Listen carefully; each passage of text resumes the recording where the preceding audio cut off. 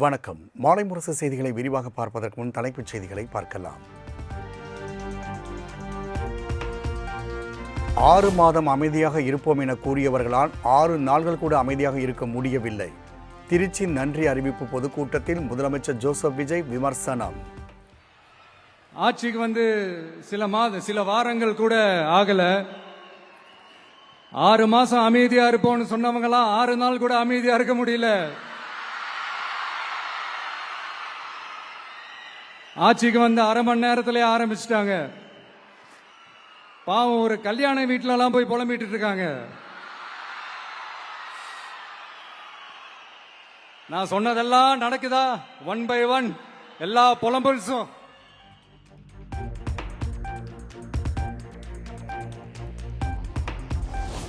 இன்னும் கொஞ்சம் கூடுதலாக ஆதரவு தெரிவித்திருந்தால் நன்றாக இருந்திருக்கும் என விஜய் ஆதங்கம். எதிர்காலத்தில் அனைத்து தேர்தல்களிலும் தாவேகா வெற்றி பெறும் என்றும் நம்பிக்கை. ஓட்ட 2026ல நீங்க போட்டிருக்கிறீங்க. என்ன ஒண்ணு, இன்னும் கொஞ்சம் அதிகமா ஆதரிச்சிருந்தீங்கன்னா கொஞ்சம் நல்லா வந்திருக்கும். பட் பரவாயில்ல, ஃபியூச்சர்ல வரப்போற எல்லா தேர்தலையும் உங்களுடைய முழு சப்போர்ட் என்னால வாங்க முடியும்ன்ற அந்த ஒரு நம்பிக்கை இப்போ என் மனசுல ரொம்ப ஆழமா பதிஞ்சிருக்கு. ஏன்னா நீங்க அமைச்சு கொடுத்திருக்கிற இந்த ஆட்சியில எல்லா நன்மைகளையும் நீங்க கண்கூடா பார்க்க தான் போறீங்க அப்படின்ற அந்த கான்பிடன்ஸும் இப்ப என் மனசுல ரொம்ப ஆழமா பதிஞ்சிருக்கு.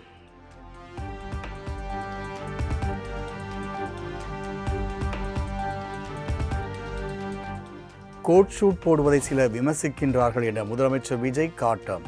நாங்கள் கோட் ஷூட் போடக்கூடாதா எனவும் கேள்வி. ஏன் நாமெல்லாம் கோட் சூட்லாம் போடக்கூடாதா?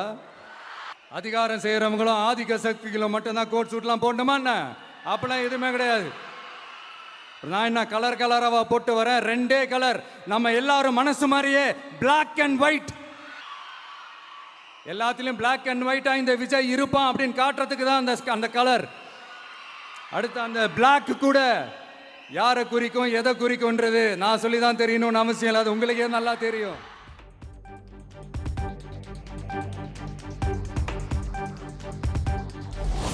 தமிழ்நாட்டில் திமுக தாவேகா இடையேதான் போட்டி என முதலமைச்சர் விஜய் திட்டவட்டம். மற்றவர்கள் யாருக்கும் இங்கு வேலையே கிடையாது எனவும் ஆவேசம். இப்பவும் சொல்றேன், அரசியல் ரீதியா சொல்றேன், 2 பேருக்கு நடுவுல தான் போட்டியே. ஒன்னு இன்னொன்னு எஸ், ஒன்னு டிவிகே, இன்னொன்னு டிஎம்கே. இதுக்கு நடுவுல வேற யாருக்கும் எந்த வேலையும் கிடையாது. ஏதாவது இருக்குன்னு சொல்றீங்க? எலெக்ஷனுக்கு முன்னாடியும் அவங்களுக்கு ஒரு வேலையும் இல்ல. இப்ப எலெக்ஷனுக்கு அப்புறம் சுத்தம்.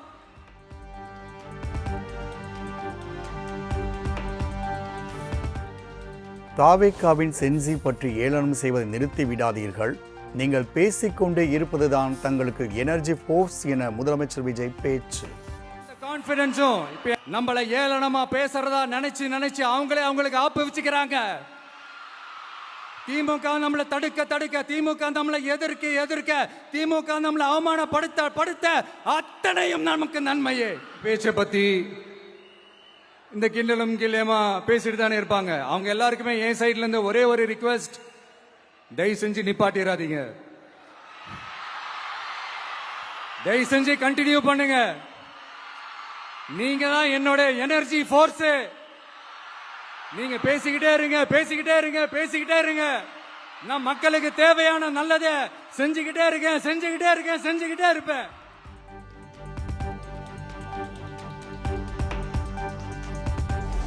தீய சக்தியும் தீர்ந்து போன சக்தியும் பேரம் பேசி தாவேக்கு ஆட்சி அமைக்க விடாமல் திட்டம் போட்டதாக விஜய் குற்றச்சாட்டு. இத்தகைய திமுக மக்களிடத்திலிருந்து தூர சக்தி, பார சக்தி, கோர சக்தியாக மாறிவிட்டதாகவும் காட்டம். இந்த தீய சக்தியும் தீந்து போன சக்தியும் அதாங்க திமுகவும் மற்றும் பலரும் ஒன்னா சேர்ந்துக்கிட்டு திருட்டுத்தனமா யாருக்கும் தெரியாம ஒரு ஓரமா மூலையில உட்கார்ந்துட்டு பேரம் பேசி கூட்டு சேர்ந்து ஆட்சி அமைச்சு கொள்ளையடிக்க திட்டம் போட்டாங்க. திமுக வந்து இப்போ தீய சக்தி மட்டும் இல்ல, மக்களை விட்டு ரொம்ப தூரமா போன தூர சக்தி. ஓர சக்தி, கோர சக்தி, பார சக்தி.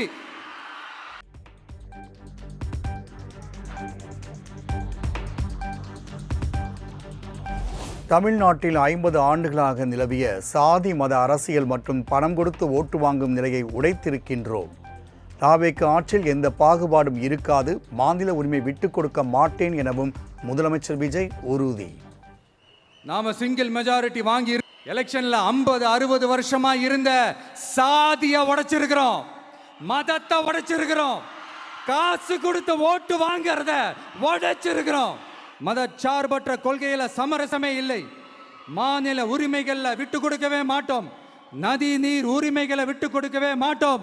சமூக நீதி, சம நீதிய, சமத்துவ நீதிய ஒரு நாளும் விட்டு கொடுக்கவே மாட்டோம்.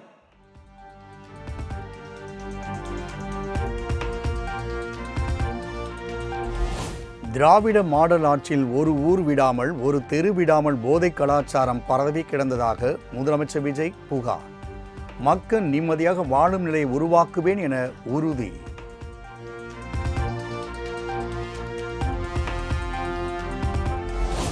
லஞ்சம் வாங்காமல் மக்களுக்கு சேவை செய்வது மட்டுமே அமைச்சர்களின் பணியாக இருக்க வேண்டும். முதலமைச்சர் விஜய் தங்களுக்கு அறிவுறுத்தி இருப்பதாக திருச்சி பொதுக்கூட்டத்தில் அமைச்சர் ஆனந்த் பேச்சு. நாங்கள் உண்மையாக இருந்து மக்களுக்கு சேவை செய்வோம் என்பதை இந்த நேரத்தில் தெரிவித்துக் கொள்கிறேன். மாண்புமிகு முதலமைச்சர் சொல்வதெல்லாம் மக்களுக்கு சேவை செய்வது மட்டும்தான் உங்கள் வேலையாக இருக்க வேண்டும், எக்காரணத்தை கொண்டும் தப்பு செய்யக்கூடாதுன்னு சொல்லக்கூடிய ஒரே முதலமைச்சர் நம்மளுடைய தலைவர் தளபதி தான்.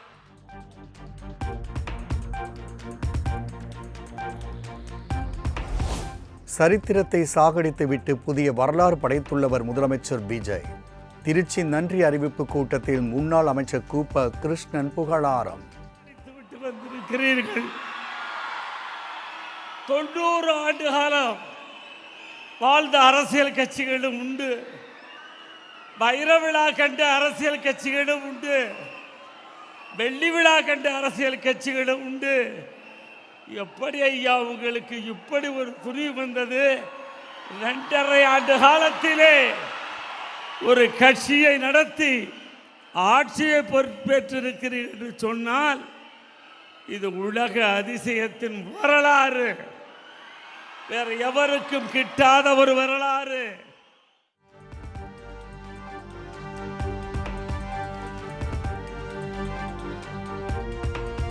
திருச்சி கிழக்கு தொகுதி மக்களுக்கு நன்றி சொல்ல வருகை தந்த முதலமைச்சர் விஜய். சாலையின் இருபுறங்களிலும் திரண்ட தாவேகா தொண்டர்கள் மற்றும் பொதுமக்கள் விஜய்க்கு உற்சாக வரவேற்பு.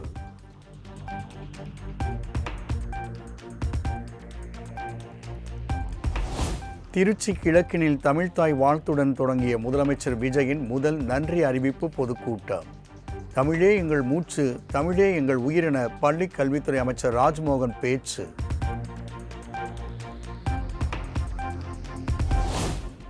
திருச்சி விமான நிலையத்தில் முதலமைச்சர் விஜயை வரவேற்றார் மதிமுக எம்பி துரை வைகோ.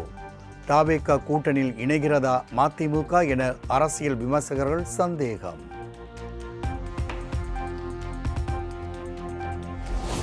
திருச்சி விமான நிலையத்தில் முதலமைச்சர் ஜோசப் விஜய் வரவேற்றது ஏன்?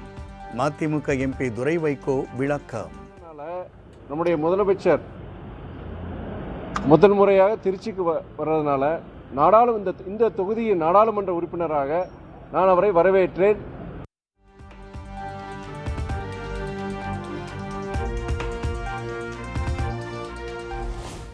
இரண்டாயிரத்து 26 தேர்தலில் உதயசூரியன் சின்னத்தில் மதிமுக போட்டியிட்டது துரதிருஷ்டவசமானது என துரை வைகோ கருத்து. திமுக கூட்டணியில் தொடர்வதா வேண்டாமா என்பது பற்றி வரும் 27ஆம் தேதி முடிவெடுக்கப்படும் என பேட்டி.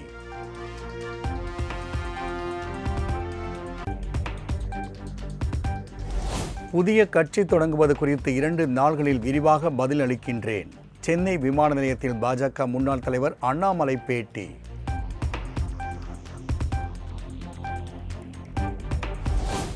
பாஜக தலைவர்களை சந்திக்க டெல்லி புறப்பட்டார் முன்னாள் பாஜக தலைவர் அண்ணாமலை. பாஜகவில் இருந்து விலகுவதற்கான கடிதத்தை வழங்க உள்ளதாக தகவல்.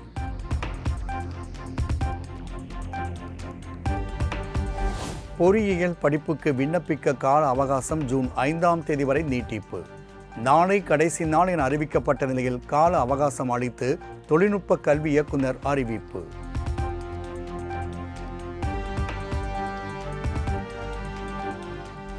இரண்டாயிரத்து 26-27 கல்வி ஆண்டிற்கான அரசு பொறியியல் மற்றும் அறிவியல் கல்லூரிகளின் மாணவர் சேர்க்கை பணிகள் குறித்து உயர்கல்வித்துறை அமைச்சர் விஸ்வநாதன் ஆலோசனை. மாணவர் சேர்க்கையில் முழு வெளிப்படைத்தன்மை கடைபிடிக்கப்படும் என்று அமைச்சர் விஸ்வநாதன் உறுதி.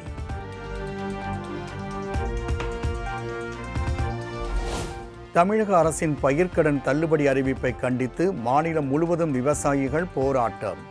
கூட்டுறவு வங்கி பயிர்க்கடன்களை முழுமையாக தள்ளுபடி செய்ய வலியுறுத்தி ஆட்சியர் அலுவலகம், கூட்டுறவு வங்கிகள் முன்பாக முழக்கம்.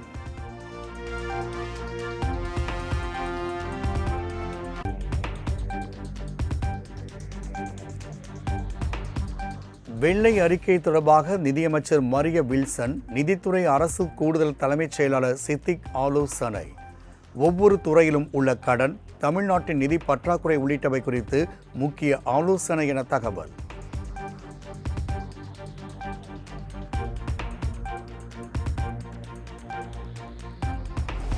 மே மாதத்தில் தமிழகத்தில் 6,903 கோடி ரூபாய் ஜிஎஸ்டி வரி வசூல்.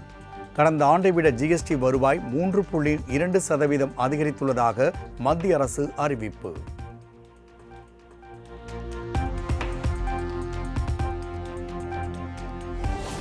மேகதாதுவில் கர்நாடக அரசு அணை கட்டுவதை தடுக்க சட்டப்பூர்வ நடவடிக்கை எடுக்கப்படும். சட்டத்துறை அமைச்சர் சிடிஆர் நிர்மல்குமார் உறுதி. மேகதாது விளைச்சத்தில் தெளிவாகவே சொல்லியாச்சு. கண்டிப்பாக மேகதாது அணை கட்டுவதற்கான எந்த அனுமதியும் கண்டிப்பாக அதை அனுமதிக்க மாட்டார் முதல்வர். அதற்கு தேவையான அனைத்து சட்டப்பூர்வ நடவடிக்கைகளும் எடுக்கப்பட்டு தான் வருது. ஒவ்வொரு நாளும் அதற்கான ஃபாலோஅப்பும் முதல்வர் அலுவலகத்திலிருந்து முதல்வர் சார்பாக முதல்வர் முடக்கி விட்டு தான் இருக்கிறார். கண்டிப்பாக மேகதாது அணை கட்டுவதற்கான எந்த முயற்சிகளை எடுத்தாலும் அதை சட்டப்பூர்வமாக தடுக்க அனைத்து முயற்சிகளையும் முதல்வர் எடுத்துக்கொண்டு தான் இருக்கிறார்.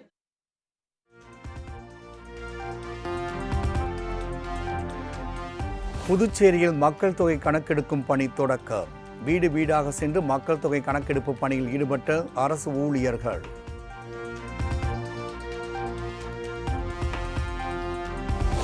கடும் வெயில் காரணமாக பகல் 12 மணி முதல் 3 மணி வரை தேவையின்றி வெளியே வர வேண்டாம் என மத்திய சுகாதாரத்துறை அறிவுறுத்தல். கோடை வெப்பம் அதிகமாக இருக்கும் நேரங்களில் சமையல் செய்வதை குறையுங்கள் எனவும் வலியுறுத்தல்.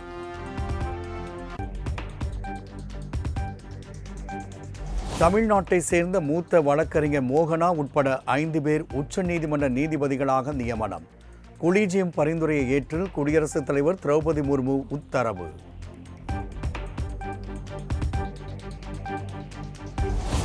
உச்சநீதிமன்ற புதிய நீதிபதியான தமிழக வழக்கறிஞர் மோகனாவிற்கு முதலமைச்சர் ஜோசப் விஜய் வாழ்த்து. மோகனா நியமனம் பெண் கல்வி முன்னேற்றத்திற்கும் பொருளாதார முன்னேற்றத்திற்கும் உந்து சக்தியாக திகழும் என எக்ஸ் தளத்தில் பதிவு.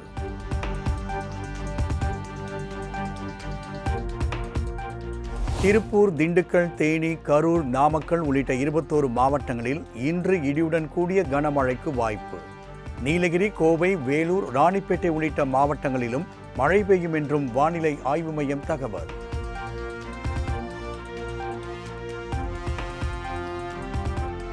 தமிழகம், புதுச்சேரி, காரைக்காலில் வரும் 7ஆம் தேதி வரை இடியுடன் கூடிய கனமழை பெய்யும். சுமார் 50 கிலோமீட்டர் வேகத்தில் பலத்த காற்று வீசக்கூடும் என்றும் வானிலை ஆய்வு மையம் அறிவிப்பு.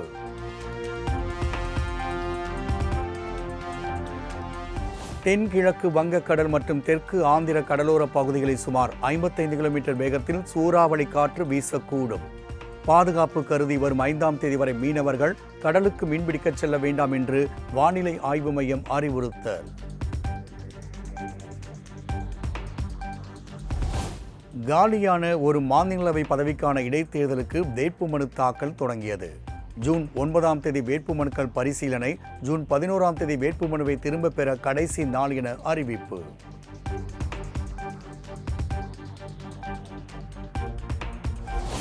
ஜூன் 8ஆம் தேதி டெல்லியில் எதிர்க்கட்சிகள் ஆலோசனை கூட்டம்.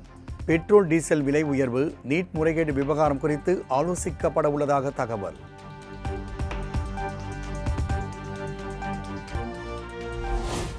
மேற்கு வங்கத்தில் முதலமைச்சர் சுவேந்து அதிகாரி தலைமையிலான பாஜக அரசின் அமைச்சரவை விரிவாக்கம். புதிதாக 35 அமைச்சர்கள் பதவியேற்ற நிலையில் அமைச்சர்கள் எண்ணிக்கை 41ஆக உயர்வு.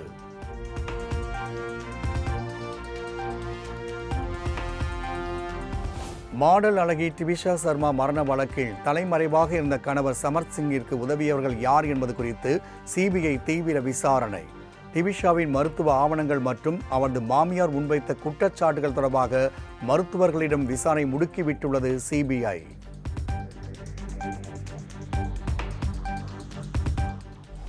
இந்தியாவில் எரிபொருள் விலையேற்றம், பயணிகளுக்கான தேவை குறைந்ததன் காரணமாக கடந்த ஏப்ரல் மாதத்தில் உள்நாட்டு விமான போக்குவரத்து 4.2% சரிவு. சிவில் விமான போக்குவரத்து இயக்குநரகம் தகவல்.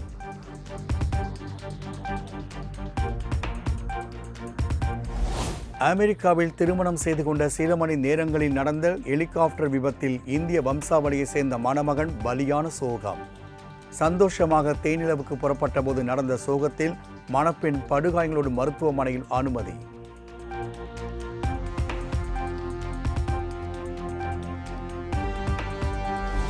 இணைய பாதுகாப்பை பலப்படுத்தும் நோக்கில் புதிய ஆன்லைன் பாதுகாப்பு சட்டத்தை கொண்டு வந்துள்ளது மலேசிய அரசு. 16 வயதிற்குட்பட்ட சிறுவர்கள் சமூக வலைதளங்களில் கணக்கு தொடங்கவும் பயன்படுத்தவும் தடை.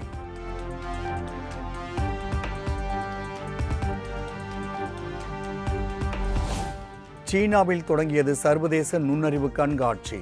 அதிநவீன தொழில்நுட்பங்களை கண்டு பார்வையாளர்கள் வியப்பு.